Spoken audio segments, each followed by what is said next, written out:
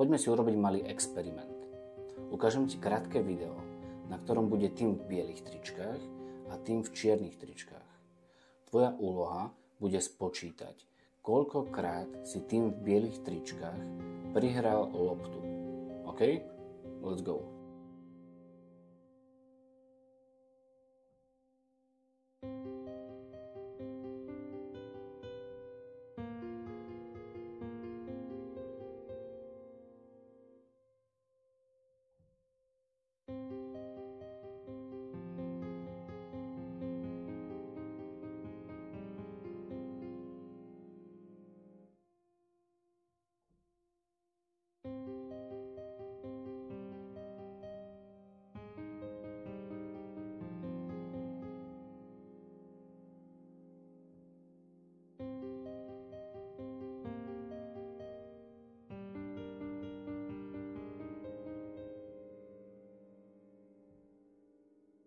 Toto je slavný psychologický experiment z Harvardu.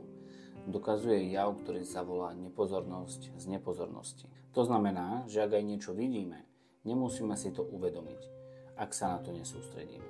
Niekedy tie najväčšie odpovede v živote často ležia pred našimi očami, len my ich proste nevidíme.